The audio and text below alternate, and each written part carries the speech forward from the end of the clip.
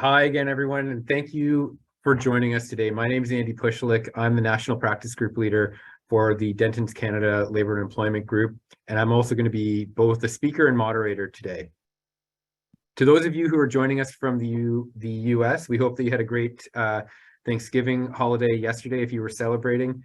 Of course, everyone here at Dentons, we're very thankful and grateful for the continued trust that all of you put in us for your legal needs, especially in areas touching on labor and employment. This is our final National Labor and Employment webinar for 2022. And having looked at the topics and the slide decks, I think this is going to be a good way to finish out the year. We'll of course be continuing our monthly webinars when we return in January, and we're also going to be hosting our first in-person event in Toronto on January 25th, 2023, as we announce the inaugural Dentonies, which is going to be what we think will be a fun take on the year in review, where we're going to be awarding the best and worst labor and employment law developments for 2022. So stay tuned for that. If you're interested and you want to make sure that you're not left off the invite list, by all means, just send a quick note to the Dentons lawyer that you regularly deal with, and we'll make sure that you're included on the invite list, and that will be held in Toronto on January 25th, 2023 in the late afternoon. Today, I'm joined by my colleagues Claire Brown, who's an associate in our Toronto office, and Salim Visram, who is an associate in our Vancouver office. Last month on our webinar, we discussed terminations in Ontario, we touched on Quebec termination law, and we discussed termination clauses in Alberta. Today, we're continuing on with a little bit more of the dismissal theme. Salim is going to speak to you about constructive dismissal cases that you should be knowing about. I'm going to give a brief rundown on two Ontario employment law cases that have recently come out, which provide some very good information on how to deal with wrongful dismissals. And Claire is going to touch on diversity and inclusion matters that you should be considering for your workplace. So with that, I'm going to pass things over to Salim to kick it off, and we're going to talk about constructive dismissal decisions that you should know about as we head into 2023. Salim, over to you. Awesome. Thanks, Andy. So I will start with a brief kind of overview of what constructive dismissal is. I've got 4 decisions that provide a good explanation and examples of how the court applies its analysis in each circumstance. So if I can go to the next slide. All right, so first, constructive dismissal occurs in one of 2 ways. It's either a unilateral act by the employer, which breaches an express or implied fundamental term of the employee's employment agreement, where that breach is significant to the extent that a reasonable person in the employee's circumstances would believe that the employer no longer intends to be bound by the employment contract. That may amount to constructive dismissal.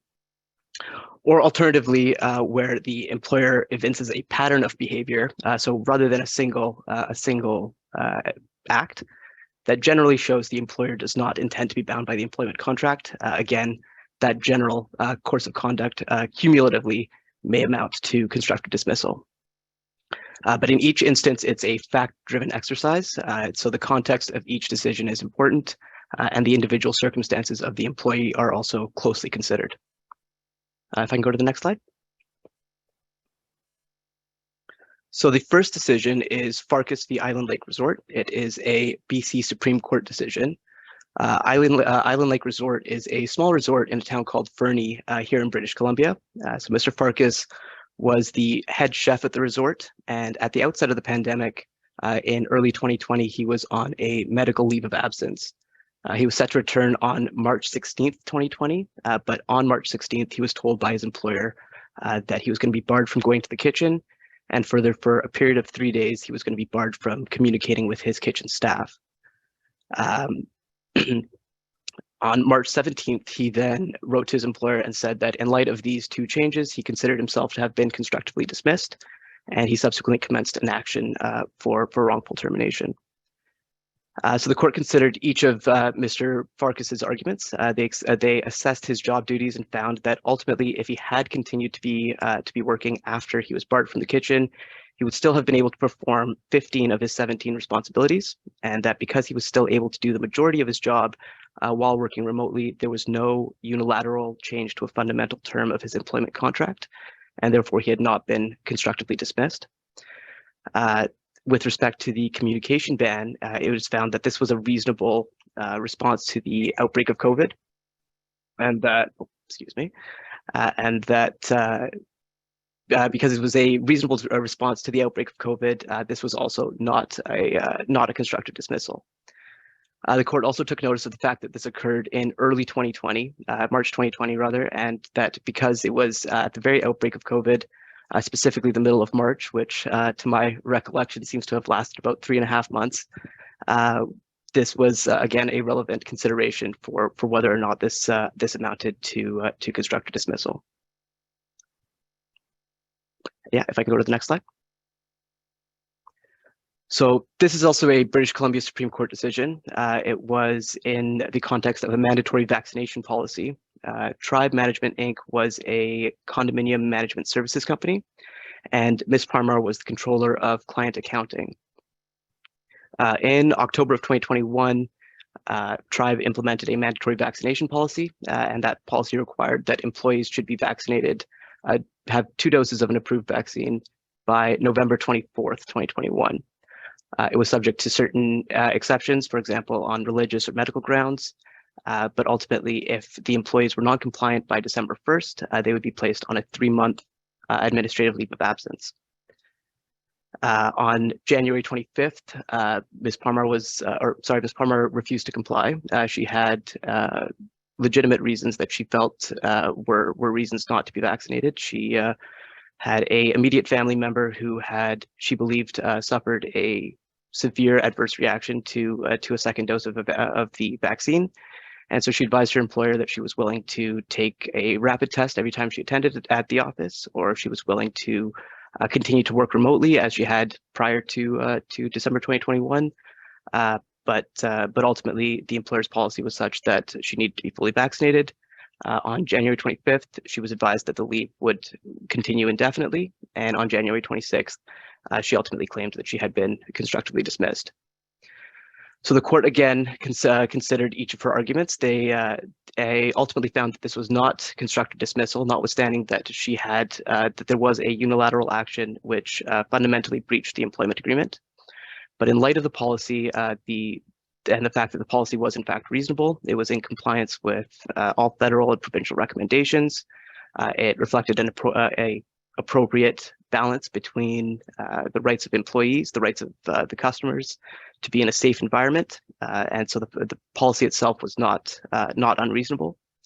And because implementing an administrative leave in those circumstances was not unreasonable, this was not constructive dismissal, as a reasonable person in Ms. Parmar's circumstances would not have believed by implementing the policy or by enforcing the leave of absence that the employer did not intend to be bound by the employment contract. If I can go to the next slide. So Benke is a similar decision to Parmar. It arises in the context of a mandatory mask policy instead. So the employer Loblaws implemented a mask policy, which was in response to a bylaw passed by the City of Calgary. The bylaw required all individuals in their stores, including employees and customers, to be masked and are masked at all times. Mr. Benke sought an exception. He went to his doctor to obtain a medical note, but the note ultimately indicated that there was no medical justification for why he could not wear a mask. And so again, he was placed on an indefinite leave without pay, and he subsequently claimed for constructive dismissal. When he was placed on the indefinite leave of absence, he then claimed for constructive dismissal. The court found that imposing the mask policy itself was not unreasonable, and they took it a step further by finding that by refusing to comply with or continue to provide his services, not only was this not a constructive dismissal, but the employee, Mr. Benke, had in fact implicitly resigned his employment. Sorry, can I go to the next slide? And this is a 2022 decision of the Ontario Superior Court of Justice. So It again was decided under the first part of the test from Potter, but in its reasons, the court did provide a good discussion of the second branch of the test, being the general course of conduct. So briefly, the facts of this one are Mr. Morey was a truck driver. He was a truck driver for a company called SLH Transport, and he worked for a period of 26 years. SLH was then purchased by C.A.T Inc., C.A.T, in May of 2019. And Mr. Morey was offered continued employment on similar terms, but one of the new terms of his employment was a changed compensation structure. Mr. Morey alleged that the new compensation structure amounted to a unilateral change or a change in his employment terms, but it was found at trial that in fact the compensation structure would have resulted in a higher hourly rate rather than decreasing his compensation. He further alleged that that constructive dismissal was found by unilaterally decreasing his hours of work, by forcing him to work in an unsafe trucks that were not properly maintained. And so approximately 9 days after C.A.T assumed responsibility for SLH's operations, he went on medical leave of absence and subsequently claimed constructive dismissal. But in dismissing this claim, the court discussed both the first and the second branch of the test from Potter. And in discussing the second branch, the general course of conduct, the court noted that the employee's perception of changes or their sensitivity to changes in the course of their employment are not enough to establish constructive dismissal. What must be shown is the cumulative effect of the employer's conduct on a reasonable person, and such that the cumulative effect shows an intention of the employer to no longer be bound by the terms of the employment contract. Yeah, can I go to the next slide? So why are these cases important? I think they underscore a few important principles with respect to constructive dismissal. First and foremost, it is a fact-driven analysis. So the individual circumstances and context of each employee is important, and that context will be closely considered by the court in every circumstance. But it also shows that employers are entitled to make decisions about how they organize their workforce, in implementing new policies and procedures, even in some cases where those policies and procedures may have the effect of a unilateral change to the terms of employment, which may breach a fundamental term of the employee's agreement. So, for example, in both Parmar and Benke, the changes were such that the employees were placed on administrative leaves of absence and were unpaid. But in both of those cases, because those policies were reasonable, because those policies accorded with available laws, for example, in Benke, the employees were found to not have been constructively dismissed as the policies were reasonable. And there was no indication that the employer did not intend to continue to be bound by the terms of the employment contract. So with that, I'll turn it back over to Andy.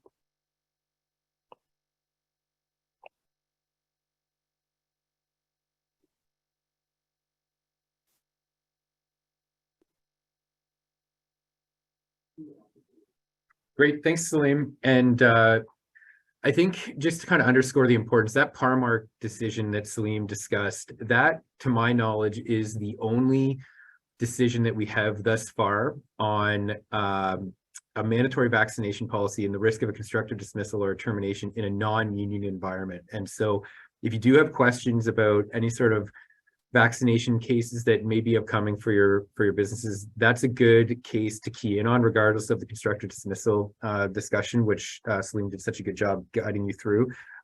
There will likely be some more cases, but that's at least helpful insofar as it was a positive decision for employers. So, which is, I guess, a good segue for me to tell you the bad news of what's coming out of Ontario these days. So, if we go to the next slide, I can show you what the state of wrongful dismissal case law is for employers. at least in Ontario. It's been a bit of a tough year in 2022 in terms of the types of decisions that are coming out from the courts on various employment law matters. So I'm going to focus on two Ontario cases that are very, very recent, one from the Court of Appeal, one from the Superior Court of Justice. If we go to the next slide, we'll deal with the first case, and that's Pohl and Hudson's Bay's Company. It was a decision of just a few months ago. If you look at the basic facts, there's not much that is remarkable about this case. We have a 28-year employee, 53-year-old manager, had about 30 direct reports. He was in his early 50s. What happened though, and you can see with the decision of the judge, 24 months notice for the employee.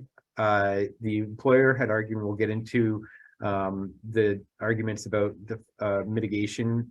Judge found no failure to mitigate, so no reduction for that notice period. And then most notably, $55,000 in moral and punitive damages. And these, you'll know in Ontario and generally speaking Canada, moral and punitive damages are not something that we ordinarily see, especially in employment law cases. There are exceptions for sure. One case doesn't make a trend, but it is something to be aware of, that judges, when they're upset about something or they feel as though an employer has not met their obligations of good faith and fair dealing, they're not going to stand idly by, and they will issue these types of decisions and issue these types of awards and remedies, which can be problematic for lots of different reasons. So what happened in this case? If on the next slide, you'll see that the first item we're going to deal with is the notice of termination and how much the reasonable notice period should have been. And what happened in this case is, like I said at the beginning, it's a 28-year employee, 53, 24 months is certainly the upper end. A couple things of why the judge may have ended up there. The judge in his decision noted that the employer had actually offered 40 weeks pay in lieu of notice and then had defended on the basis as that was reasonable. But then the judge noted that the employer did not provide a single case that indicated that 40 weeks was an appropriate period of notice in this case. And when we are defending these types of actions, we have to be careful about how we plead things. And there's been case law from a few years ago that says that if you offer as an employer an enhanced separation package, but it's on a without prejudice basis, you can't refer to that in the defense. So it's very possible that the employer made other offers that were more than the 40 weeks. The only thing is that the 40 weeks is the only one that's on the record. The employer also tried to argue that there was a lot of retail manager or assistant manager positions, and they put 907 job postings appended to an affidavit to support this point. And the problem with the 907 job postings is when the judge looked at the evidence in more detail, it looked as though there were a lot of duplicates or prior postings. He noted that at least one posting was reproduced about 19 times.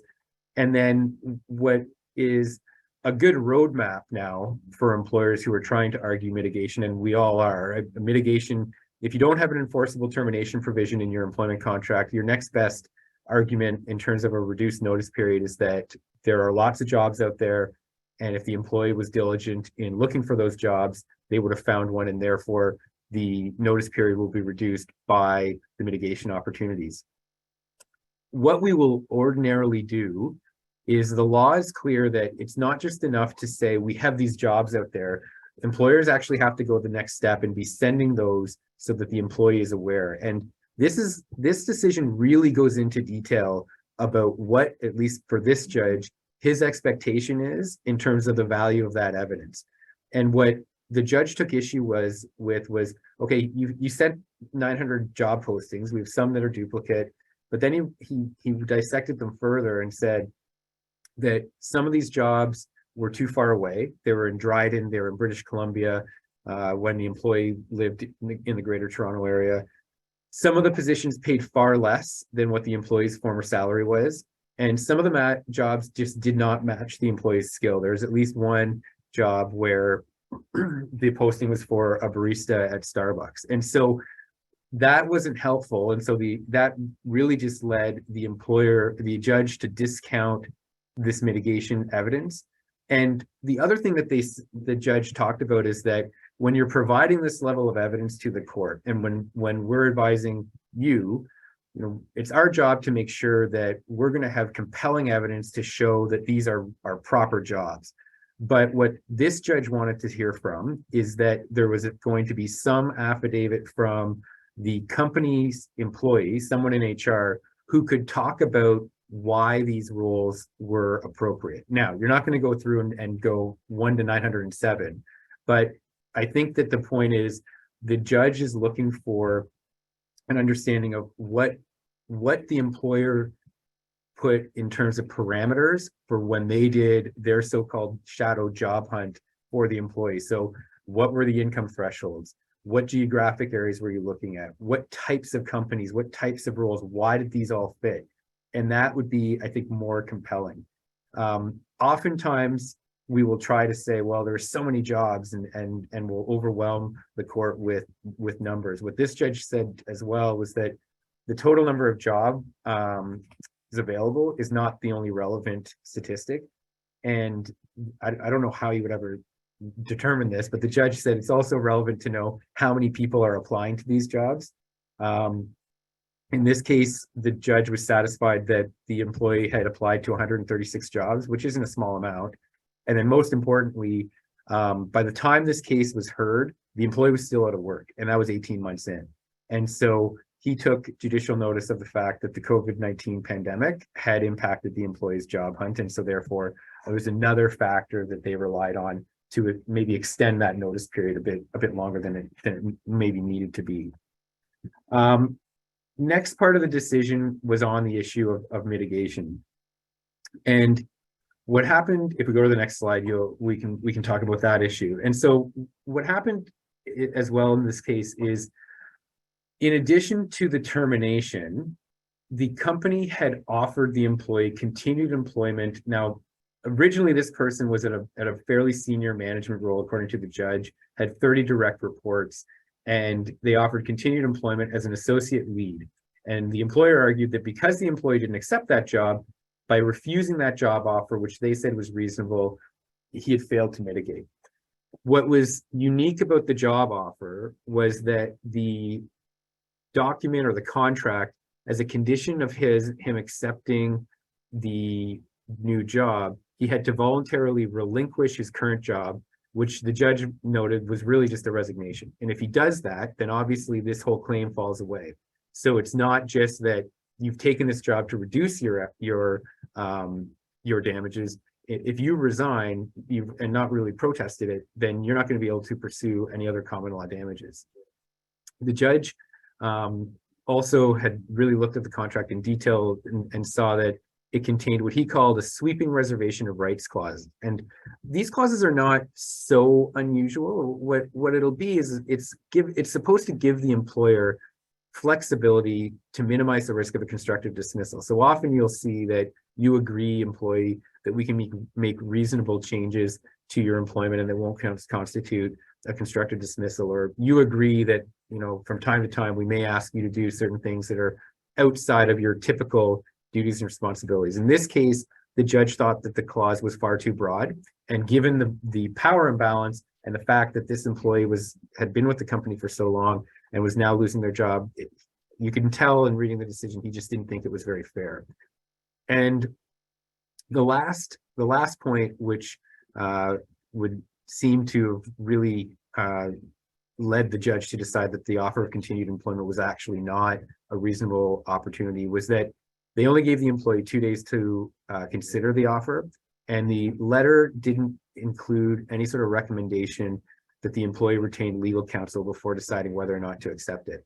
So consider that last point. I mean, we're dealing with adults, and we would like to presume that if it's an important document, they will seek legal advice. But this is a really good reminder that there is good value in always putting that line into any sort of agreement contract you're putting in front of an employee, because then you can't be seen to not be trying to discourage an employee from seeking legal advice because it can come back and ultimately hurt you. The last issue on the mitigation, this employee had not started looking for a job until around the 6-month mark, but the employee led evidence that the loss of the job had such an impact on him mentally or with respect to his mental health that he was diagnosed with depression. And there's a good discussion about how we as a society have come a long way with mental illness. We have a much better understanding of the challenges that type of condition can have on an employee. And so the judge ruled that this was not a failure to mitigate. And in fact, there's case law that says if an employee is incapable of looking for a job, that's different than just not looking for a job. So it would be the same thing if an employee had suffered a heart attack or something else. If the employee is not able to look for work, the employer has a very difficult argument to try and say that, well, they failed to mitigate because they're not looking for a job. So so the mitigation argument did not get us very, very far. The last component of this decision that I wanted to just touch on, if we go to the next slide, was on the punitive and moral damages point. So the judge, as I said earlier, the judge awarded $55,000 in damages, $45,000 in moral damages, $10,000 in punitive damages. So the reason for the moral damages, there were 4 bases for it. The first was the employer had walked the employee out the door. And the judge thought that was unduly sensitive. You had a long service employee, no real indication that there was any sort of disciplinary issues with him, no indication that there was some concern he was going to act inappropriately. And so the judge did not feel that was an employer who was exercising their obligations or duties of good faith and fair dealing. As I just went through about the mitigation, the judge really didn't like the offer of continued employment and thought that it was misleading, and it was, again, a breach of good faith and fair dealing. Then we got into a couple other items, which really good points to keep in mind when you're carrying out any sort of employee dismissals, because these things happen. Sometimes the payroll, and I'm not excusing it, but sometimes in payroll, there are issues where payments are not made when they need to be made in accordance with timelines. There are issues with ROEs. In this case, it was a bit nuanced. What happened was that in Ontario, the termination entitlements need to be paid out the later of 7 days of the employee's next regularly scheduled pay date. And severance pay is supposed to be paid in a lump sum unless the employee agrees, and then it can be paid in regular installments. Oftentimes what you'll see is sometimes people will be negotiating settlements and they'll just keep the payments going. So it's not technically in compliance, but it's in some ways a matter of good faith if the employer and the employee are still talking about a separation package. What happened here was that the employer had been providing biweekly severance payments, but the employee's lawyer asked that those severance payments be made in a lump sum. For whatever reason, the decision seems to indicate that there's a bit of a back and forth on this point, but for whatever reason, it just didn't happen. And so the judge was quite upset about that because this is the rights that the employee has under the Employment Standards Act, and they should be respected. On the record of employment, there were a couple ROEs that were issued where they had the return date as unknown, and the judge said, well, no, the return date should have been said not coming back. This employee's been let go. There was also some confusion maybe about when the ROE should have been issued. It's not clear to me if the judge totally has that right, because the judge in the decision says that you need to issue the employment, the record of employment within so many days of an interruption of employment, when the Employment Insurance Act actually says it should be within so many days of an interruption of earnings, which is different. But in any event, those were the reasons why the moral damages of $45,000 were awarded. And then the judge relied on the lack of compliance with the Employment Standards Act to award punitive damages. So this is something we're probably going to be writing about. You'll probably hear more about it during our in-person event planned for January. It's a decision that covers a lot of ground. It's a good reminder on a bunch of different areas. We're going to talk about takeaways later, but just something to be aware of, because again, I think that often these types of things can happen. Again, not excusing it, but you can see that there can be real consequences that attach, where there maybe are just some administration issues, leaving aside issues about good faith and fair dealing. The next case is a decision on the next slide is Lake and La Presse. It's a decision from our Ontario Court of Appeal. This is, and I'm only talking about this solely for the issue of mitigation.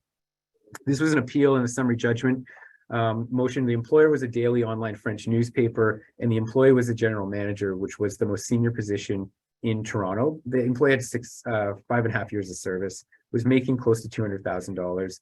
And motion judge awards 6 months and reduces the notice period by 2 months due to the employee's failure to mitigate and some money that was paid over the notice period by the employer. So the employer had argued that at the motion that the reason why the employee had failed in their duty to mitigate was she'd waited too long before beginning her job search, and she'd aimed too high in applying for vice president roles, and she should have been applying for less senior positions if she continued to remain unemployed. So effectively saying, look, you tried to get a better job, now you can't. You should just take what you can, because that's your duty to mitigate. And so the motion judge agreed. And one of the things that the motion judge said was that they inferred that if there were vice president roles available, then surely there had to be junior roles available, even though there was no evidence of that. There was no affidavits filed to say, and then we have all these other job postings for more junior roles. And the judge also just kind of accepted the employer's argument to say, yeah, this person should have expanded their job search parameters. They should have applied for more jobs, all of those things. You go to the next slide, you can see how the Court of Appeal dealt with it. And so the Court of Appeal said that the obligation of a dismissed employee is to seek comparable employment. The obligation is not to seek out less remunerative work. And so whether or not the employee could get a lower paying or a lower role in the organizational hierarchy of a company, that's not what they have to do. Their job is not to, they don't owe a duty to their employer to find work quickly. They have a duty to themselves to ensure that they're being reasonable, but looking for comparable work. And so the Court of Appeal thought that the jobs that this employee had actually applied to were fine. They were in the employee's skill set, qualifications, experience, and compensation level. And then finally, the judge said that the motion judge shouldn't have made that inference that there were junior roles to be had. And even if there were, quite frankly, my interpretation of the decision was that it doesn't matter. She wouldn't have been required to take those jobs. So those are the two cases. We go to the next slide. I know I told you the state of wrongful dismissal case law in Ontario, but as Yoda says, always hope there is. And some important takeaways for you to consider as we head into the next new year. So first and foremost, time is on your side. And what I mean by that is, as we start to get closer to the end of the year and we flip the calendar to January, January is always a really good time to roll out new policies, to encourage employees to sign new employment agreements, because it's just a mentality thing that, well, everything is fresh. And so, like I said at the outset, if you've got an employment contract where you're not 100% on the termination provision, and look, in Ontario at least, that's a big issue. You should be looking, feel free to engage with any one of us so that we can talk about strategies about getting those contracts, if not just for the current employees, certainly for the new employees, so that you have an ironclad termination provision to the extent one of those exists. When you are in the dismissal, some of the case law lessons now, really consider your offer of separation package. Like I said earlier, it's not about lowballing employees. It's about making sure that you can stand up if this matter goes further and say, well, we made a reasonable offer to this employee and they should have accepted it. Certainly know the rules before implementing any termination. And that really goes with the timelines. Make sure that you're clear on when you need to issue that ROE, when those ESA payments are going to have to be paid out, and ensure that they are paid out. Sometimes what will happen is you'll have a negotiation that's ongoing, and then for whatever reason it doesn't result in a settlement, and the payments stop and people haven't checked to make sure that they've paid out all the statutory severance payment that is owing. Be fair in drafting offers of continued employment, especially where you're hoping to try and extinguish an employee's mitigation rights. Like I said, you want to make sure that you're going to encourage the employee to go and get legal advice, that you are upfront about the type of role that the employee is going to be taking on, because if it's so different than what the employee's previous position was, it's not going to constitute a reasonable offer of continued employment. And then on the mitigation, lots of case law recently on this point. And again, it's a good defense, especially where you have employment in Canada that's still hovering around historic lows. I think it's still just barely over 5% is the unemployment rate. And so there are jobs out there. That doesn't mean that the employee, the day after that they lose their job, they have to be out on the job hunt. The courts and the law presumes that there's going to be an adjustment period so that employees can figure out how they want to proceed next. That may be a couple of weeks, it may be a month. In this case, it was 6 months, but there were some other exacerbating factors. Remember that the employee doesn't have to accept any job. They just owe an obligation to themselves to make sure that they're looking for comparable employment. They don't owe an obligation to their former employer to just act in the interest of them by accepting whatever job comes along. And be prepared to justify why you believe that there is a particular role that's appropriate or not appropriate. There are also some good cases out there where employees have thought about going and becoming an entrepreneur or going back to school, and you can make arguments that that's actually not reasonable. And if the employee wants to do that, then fine, but that's not going to be the employer's argument or the employer's issue when we're talking about what the appropriate notice period is. So two, I think, really important cases that are helpful for employers to understand what they can do to insulate themselves going forward. And with that, I'm going to pass on to our final speaker of the day, Claire Brown, and she's going to talk to you about some diversity and inclusion matters. Thank you very much, Andy, and hello again, everyone. Thank you for taking the time to join us today for our last webinar of the 2022 year. So for the last portion of our webinar, we thought that we would discuss some key considerations for employers with regards to advancing diversity and inclusion in the workplace. As many of you are aware, our societal expectations regarding what our workplaces should look like and how our workplaces should operate are continuing to expand and evolve. However, in order for our workplaces to create productive and effective change, we need to understand the underlying factors that will ultimately impact the results of any changes that we wish to make. And with that, I'll ask to move to the next slide, please. Thank you. And so although there are many terms that are used in the diversity, inclusion, and equity space, and the definitions of these terms are constantly evolving, it is important to note that the terms diversity and inclusion are not interchangeable. In other words, you can have a diverse workforce that is not inclusive. And therefore, we thought that it would be helpful to discuss at a high level the key distinction between the terms diversity and inclusion.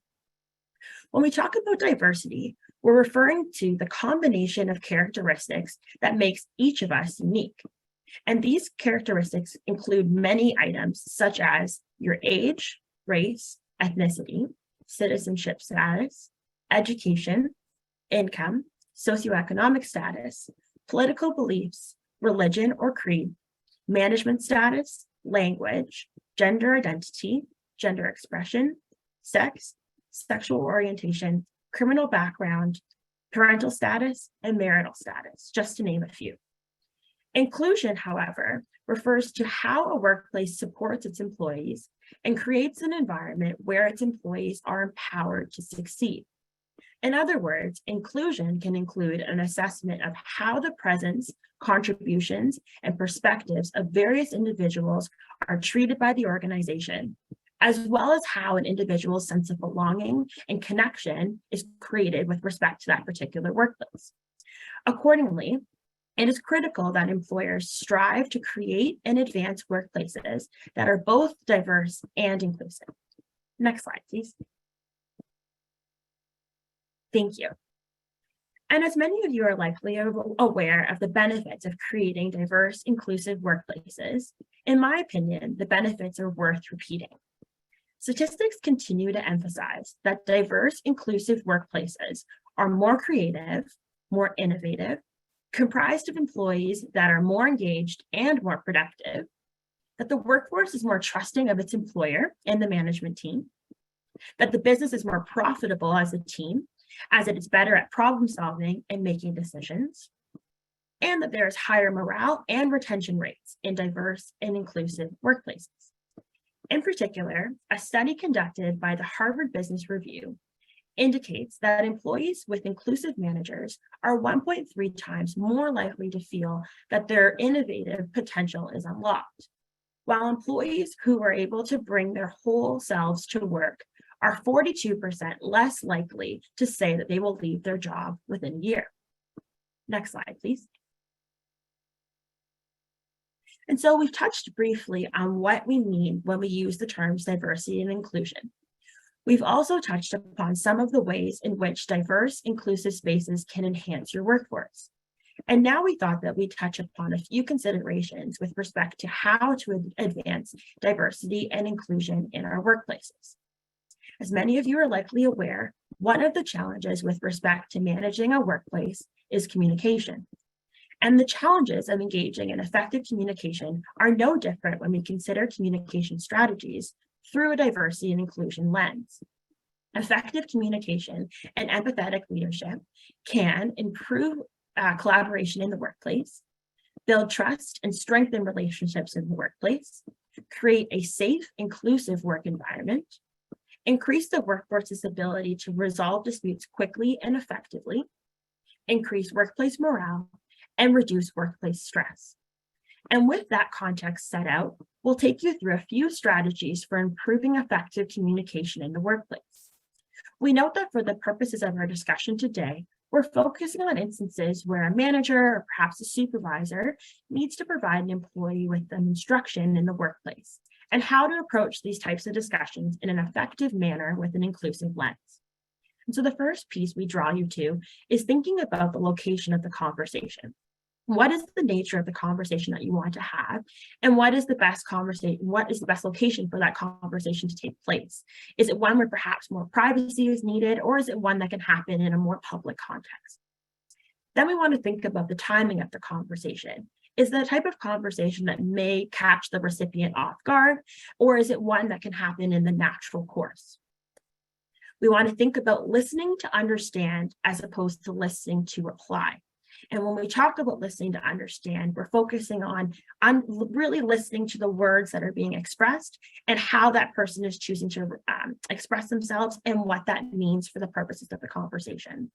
And this can include ensuring that you're acknowledging areas of agreement during the conversation, where there may also be areas of disagreement. And we also encourage folks to refrain from making any sort of assumptions about the intent of the participants in the conversation. And those assumptions relate to both the intent of the person who's entering the conversation, as well as the intention behind any sort of words that may be chosen, and when there's other pieces that we can rely upon to understand what the person is trying to relay through that conversation. We encourage folks to focus on the facts or the things that actually happened, as opposed to one's interpretation of the things that happened. Next slide, please. Thank you. And we encourage folks to develop an understanding of their colleagues and coworkers' communication styles. It's important to recognize that we need to be flexible in adapting to how we choose to communicate with others and making sure that our communication style best suits the style of the person that we're engaging in conversations with.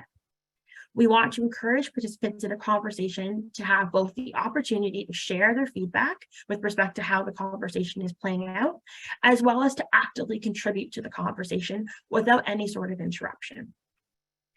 We want to think about the tone of the conversation and how our message is being delivered to others, as well as how the message is being received as the conversation plays out.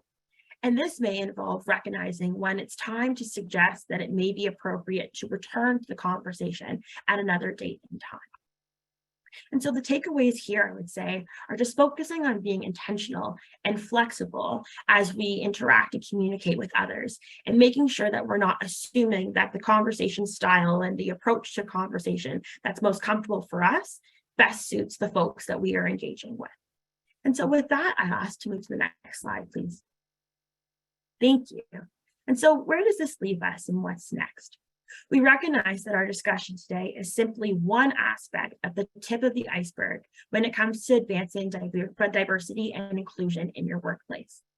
It is also important to recognize and acknowledge that diversity and inclusion is a very specialized discipline and requires an area of expertise.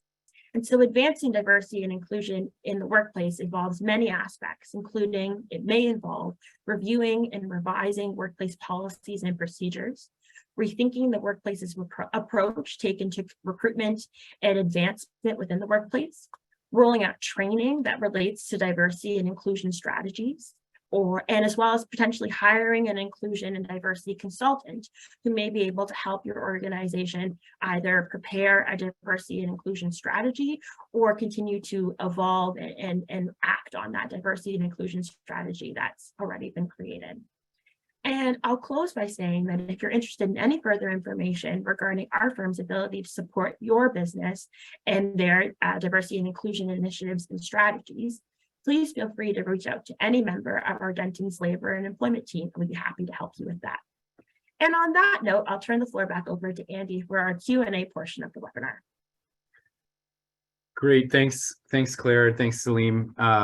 So we've got a few questions, and by all means, if people are interested, you can still access the Q&A. The one question that we got was about moral damages.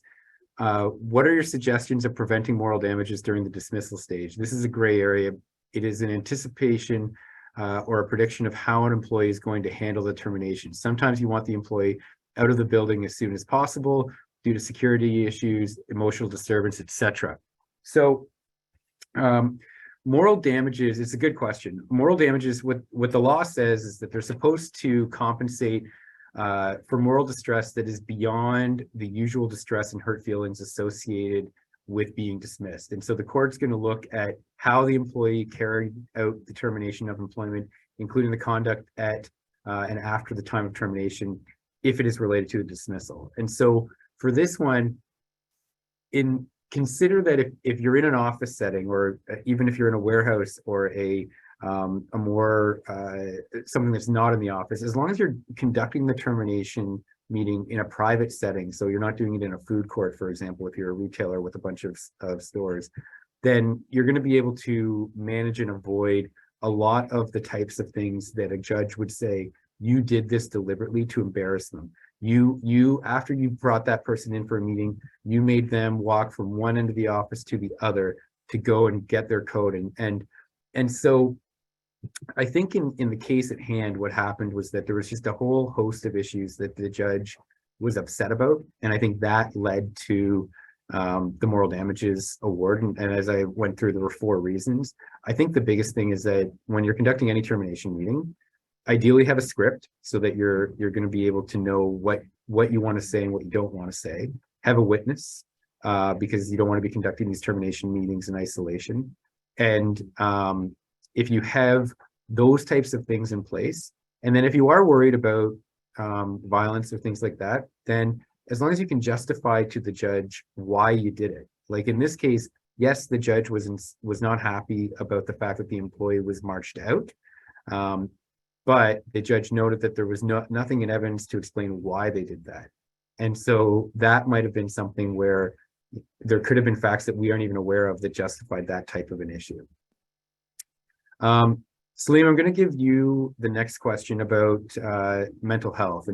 And with our changing view of mental health, the question that's come through is whether or not there's been any discussion about the effect of increasing clinical diagnosis of what would in the past maybe have been thought about as being ordinary hurt feelings from job loss. So Salim, I'll turn that over to you. Yeah, thanks, Andy. So as of right now, I don't believe we've seen any case law on clinical diagnosis insofar as establishing additional or above ordinary hurt feelings. I think it is certainly something that that could be considered in the future, but as of right now, I don't believe we've seen anything to definitively answer the question. I think certainly insofar as a clinical diagnosis is concerned, it could it could definitely be grounds for additional damages insofar as if it is established. But yeah. And I think, and thanks, Slim. I think too, if we could just go back to what the definition is about moral damages, or what will constitute moral damages, it's that we're looking for moral distress beyond the usual distress and hurt feelings associated with being dismissed. So we expect that people are going to be upset. Look, losing one's job, after your relationship with your family and friends, there's probably no more important relationship that people have than with their employer. And so it can be a real shock to the system. And so the law presumes that people will be upset or may have some emotional upset. I think what would have to be more significant would be something like in this case that caused the employee maybe to slip into depression or have some other mental health issue that they could say, well, that was because the company was particularly insensitive. Claire, next question for you, just about the difference between diversity and inclusion, and if you can maybe help to explain what the distinction is. Yeah, for sure. So diversity is more or less referring to the actual characteristics that make one person different from another person. So that may be your race, your age, your marital status, your parental status, your socioeconomic status, whether you hold a position of a managerial authority or a position that is not in that category, those types of factors. So the actual factors themselves as individual factors. Whereas inclusion is referring more or less to how you basically create a space where those factors are able to, you're able to bring those factors to fruition. And so if I could provide an example, I would say that diversity are like ingredients. They're various items, whereas inclusion is more or less the cookbook and the various approaches and strategies that you can use and apply those ingredients and create something that's very tasty. And so all of that to say that it's more or less how we're actually acting upon the differences in our workplace and how we're making sure that all of the various folks and all of our differences are able to come together in the workplace in a cohesive way where we all feel that we're able to be our true selves at work, our authentic selves at work, and as well as to feel that sense of belonging and acknowledgement in our workplace. And sometimes those things don't necessarily come together in that way. Great, thanks, Claire. And final question about dismissals, and is there a best time of day or when should employers look to conduct these types of meetings?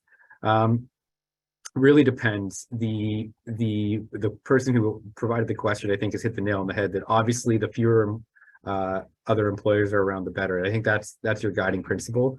You want to be able to do this in a way that's discreet, respectful, and gives also the employee, if they're going to have some time to gather their things, have a strategy in place, whether you're going to just mail them all to them. The one thing that I generally advise clients is, unless it is so imperative, whether it's an operational issue or something else, try to avoid employee terminations on Fridays. And the reason why is because some social services are not available on the weekends, and we don't know what people's social safety networks are. So try to avoid kind of making that kind of news on a Friday. The other thing too is now as we get closer to the holidays, this becomes a bit of a more tricky time to implement a termination. Sometimes employees will be able to argue that, well, no one's hiring people around the Christmas holidays. And so if you can, you want to kind of stop terminations between, like I said, certainly as we get closer to December 1, I don't think you want to be trying to implement terminations in that month if you can avoid it. Sometimes you can't, and that's okay. But if you can, and you can manage your workforces in a way that avoids that type of timing, that's good. Again, the obvious, if someone's sick, if they have a birthday, if there's a major milestone with weddings, things like that, that's probably more important than the exact time of day. Those are the types of things that I could see a judge getting upset about. So that's all of the questions that we had submitted. I want to thank everybody, and I want to thank our speakers for attending today. I hope that you did find it valuable. We will be back for sure in January, both with the next webinar, which is scheduled for January 27th. And of course, we have our first in-person event, January 25th in Toronto. A reminder that we still have the policy templates if you're in need of an electronic monitoring policy or a disconnecting from work policy template. And finally, just a big thank you to everyone who has been regularly attending, or maybe you've been coming to one or two. We hope you're finding it useful. We're always anxious to hear from you. If there are particular topics that you would like us to address, by all means, let us know, and we'll do our best to ensure that those are going to be part of the lineup. So have a great weekend, a wonderful holiday season, and a very happy and healthy 2023. We'll see you soon. Thank you.